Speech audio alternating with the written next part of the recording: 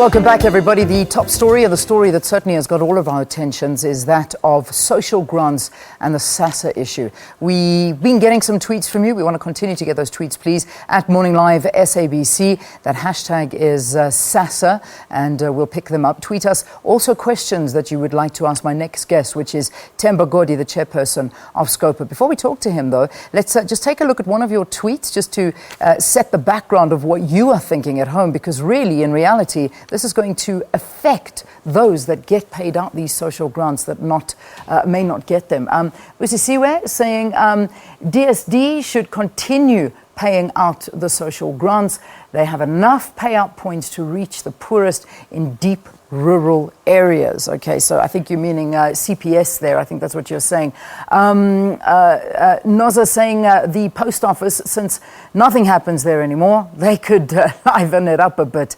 Yeah, but do they have the ability to pay it out? That's the big question. Ms. Kelly K writing in and saying, whoever is being paying grants must do so because some people survives on this money. So Ms. Kelly K saying CPS should continue to do it. They know how to do it, and it shouldn't be taken away. And then just Lwazi Mate saying the post office, there might be challenges at first. In 3 years' time, the post office will get the grip circulating with the government. Yeah, all right, Lwazi, thank you very much for writing in. But is 3 years going to suffice for a lot of people? That is what they live on every single month. We've got lots more comments. Please keep them coming in, and we'll put them up on the screen during the course of this interview, and hopefully get some questions as well for this. Now, yesterday, Parliament's Standing Committee on Public Accounts, that's SCOPA, invited Minister Pravin Gordhan of the National Treasury to appear before its committee. This came after Minister Bathabile Dlamini could not give details on SCOPA, on the Cash Paymaster Services contract last week, only confirming that a deal has been negotiated. At the centre of this controversy are grant payments to be made to about 17 million recipients on the 1st of April. Themba Godi, the Chairperson for SCOPA, is joining us from our parliamentary studios in Cape Town. Chair, thanks so much for joining us. It's good to have you here on the programme. Thank you very much. Let's start really as an understanding here. As a caretaker of public funds who presided over the two sessions with both Minister Gordhan and Minister Dlamini, what was the exercise intended to achieve? Well, our primary objective was to understand how, as a country, we ended up in the crisis that we are in, seeing that the contract with CPS from the very beginning had an expiry date. Why is it that plans were not put in place to ensure that when it expires, there is a new company, a service provider who will continue paying social grants? And our meeting with the Minister of Social Development did not give us a complete picture of what was transpiring, more especially seeing that at the point that we're in, the only way to have a service provider is via a deviation or emergency procurement. And if you are to do that in terms of the PFMA, you need the concurrence of National Treasury. And when we wanted to find out what National Treasury's position and involvement was, it was not forthcoming. And that is why we now needed the Minister of Finance to come and clarify National Treasury's side. Yeah. All right, so again, just to clarify, what is the role of SCOPA? How different is it from the portfolio committees? Well, we deal with the rands and cents. We come after money has been used, look at the report of the Auditor General and what he says about how money was used, whether it was used in line with the law or not. In this particular instance, you will recall, I think the SABC covered us in November when we were with SASSA.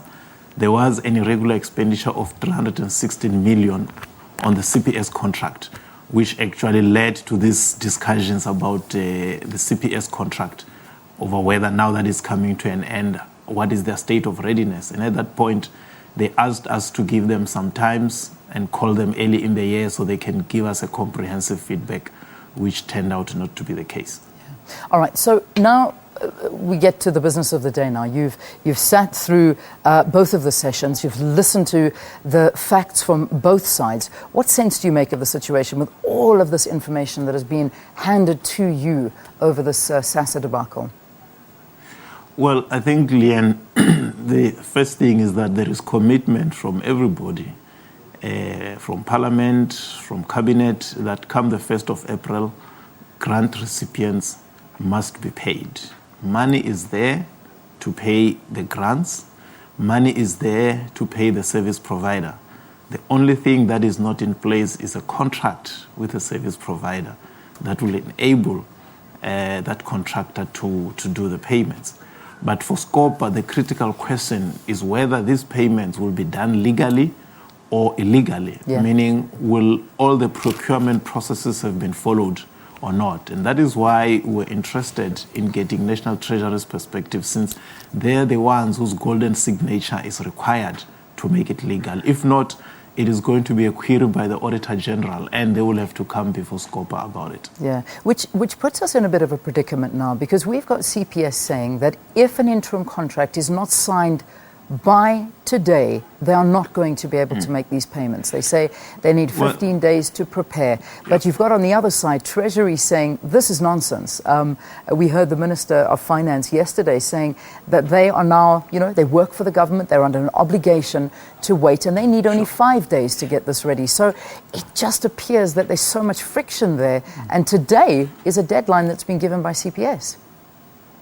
Well, look, Leanne, I think that has been the major gripe of Parliament, of SCOPA, that the SASSA and the Minister have carefully and cynically orchestrated a plot that puts a gun on the head of South Africans. Yeah. Because now if CPS say, look, we need 2 weeks, then they are putting everybody under pressure that enter into a bad deal if you want payments to be done on the 1st of April.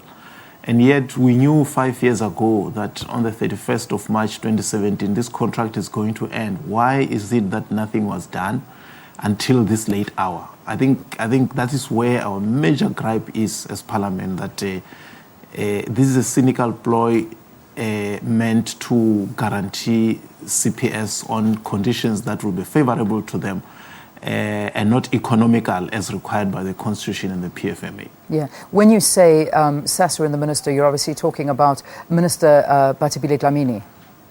Well, look, Leanne, in our sessions yesterday, National Treasury gave us all manner of documents, including the letters that he sent to Minister Dlamini, one of which was calling on Minister Bathabile Dlamini to refrain from interfering in administrative matters as well as procurement or tender issues.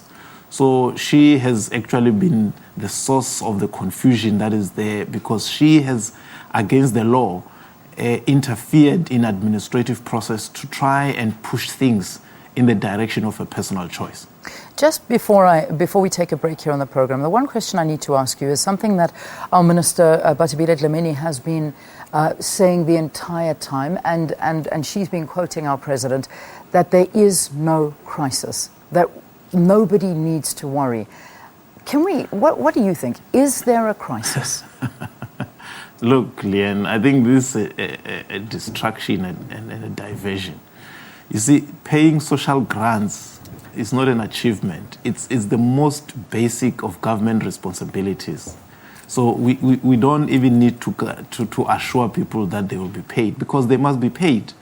You see, the issue here is, are they going to be paid legally or not? That's why we're saying the issue on the table is that there is no contract. And the question is, why is there no contract? It is those things that we're trying to unravel, which we say have been done deliberately because there was an intention to cling to CPS. So in terms of payment, yes, there is no crisis, but in terms of the rule of law, there is a very, very serious crisis, because now you are going to the Constitutional Court. If the Constitutional Court says SASSA is in contempt of court, do you understand the constitutional implications of that? I think that some people who are living in parallel universes, they don't understand the gravity of the situation in relation to what might come from the Constitutional Court. All right. Chairman, I'll ask you just to sit tight for a sec. We're going to take an ad break here on the program. When we return, we'll continue the conversation with Themba Godi. We're also going to take a couple of your questions and comments regarding this issue. Stay tuned.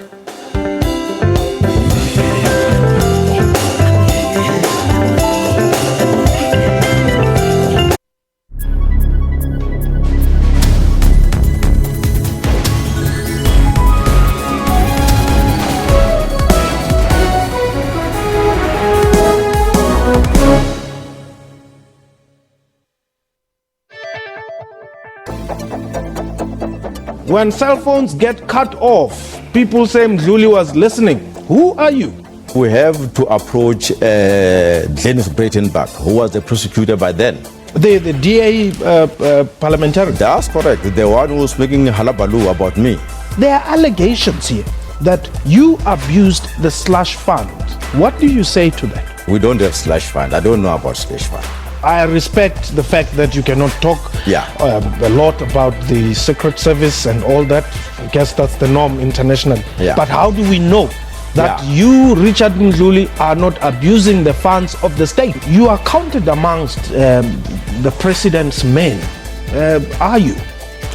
That is rubbish. Also the matter of General Boysen in KZN. He's not speaking very well of you. No, that one is talking rubbish. You are perceived to be very powerful, General, and you know, people who don't agree with you seem to pay the price. What is happening with the Oparamkhibe case? No, I'm surprised because as I've said, I'm a person of people.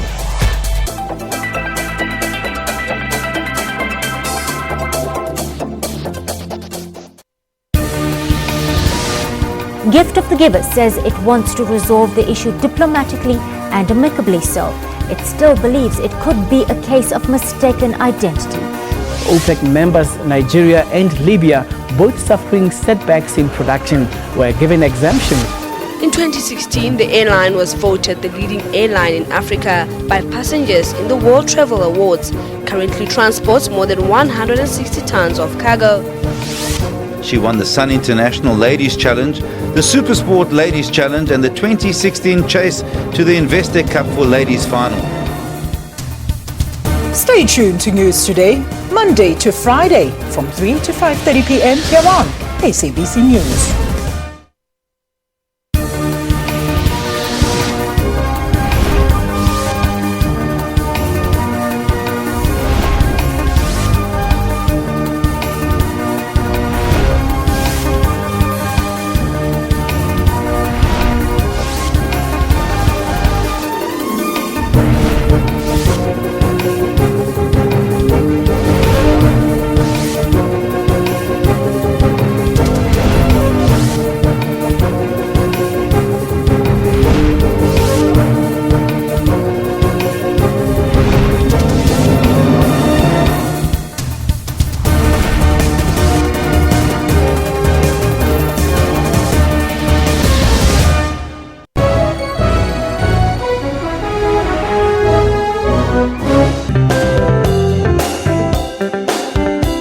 We continue our conversation here with Themba Godi, who is the chair of the Standing Committee on Public Accounts, or SCOPA, as you may know it. Now, I'm going to get straight into viewers' questions at this point because we've received some great questions, and this is how you get hold of us at Morning Live SABC. Let's put the first question up on the screen.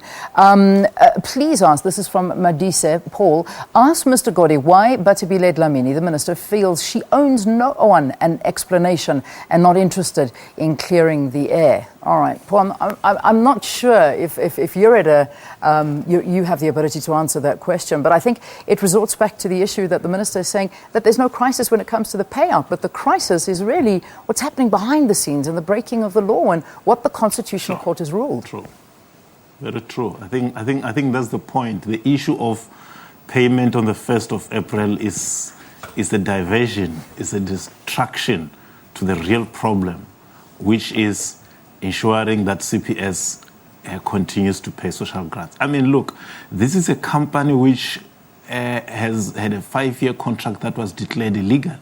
And what you would expect is that anybody would want at the earliest possible time to cut ties with such a company. Worse still, because that company does not respect government. That company robs grant recipients. You know, they make illegal deductions for airtime, for bogus funeral plans, for electricity, and a whole host of other things through which, I mean, they've become a mashonisa. Their book is close to R1 billion arising out of these loan shark activities, preying on social grant recipients, which you would expect any caring government would want to clamp down hard on such a company. But no, not our minister. Yeah. if anything, she would want to keep these people there. So the issue is not whether people will be paid or not, because I saw the stunt that was played out in Parliament yesterday. The issue is not about payment. The issue is about legality. Yeah.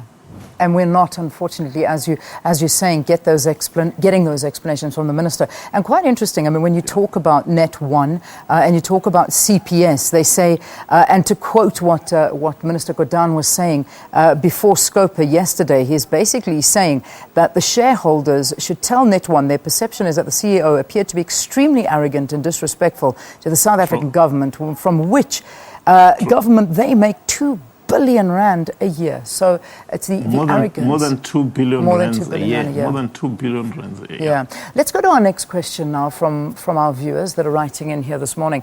And I think that this is quite a big one, and I'd love you to answer this. Why has Parliament not been able to detect this earlier and be proactive? Has the Minister been able to tell why we are here? That's from Tazo writing to us.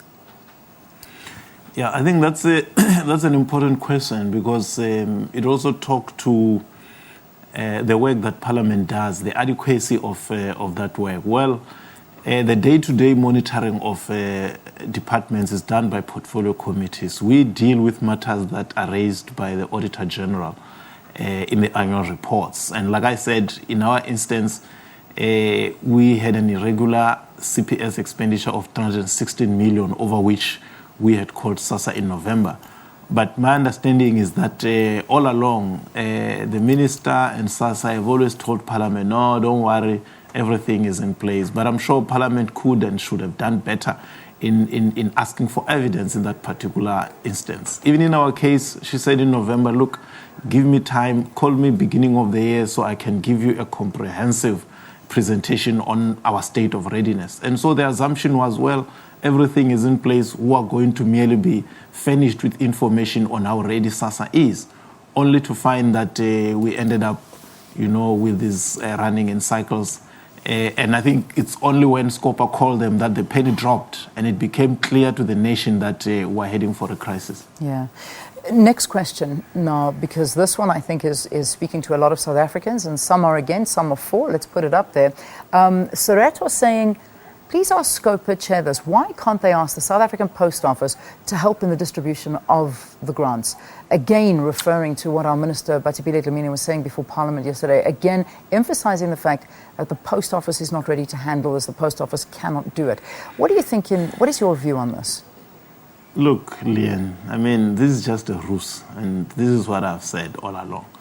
If you had gone to the Post Office 2 years, 3 years ago, they would, by the 31st of March, be ready. But indeed, if we go to the Post Office today and say by the 31st of March, distribute social grants, they will obviously not be ready. But I am aware, before I came here, I was reading a report by the Ministerial Advisory Team that she set up of 2014, where in their recommendations to the Minister, they are saying the Post Office must play an ever-increasing role in the distribution of social grants. That was September 2014. And we are here in 2017 and nothing has been done. Post Office is a government institution, for God's sake, and it's South African. Unlike giving such a huge and strategic contract on social grants to some American-based company with some French CEO who, has a colonial attitude of merely being in Africa to make money and go away. I mean, it's so belittling and so embarrassing, to say the least. Most of the time, the cases that are brought before Parliament and those that goes to the courts in our land and constitutional courts, which it's going to again today, are not cases that emerge out of unintended consequences resulting from unforeseen circumstances. We see it of cases of failure by officials to exercise political oversight and basic respect for the Constitution. My question to you is as simple as this. Do you think Minister Bathabile Dlamini should resign over this? Look, Leanne, the reality is this. There are many senior officials in SASSA and the department who want to do the right thing. They are failing for one reason and one simple reason alone. Minister Bathabile Dlamini.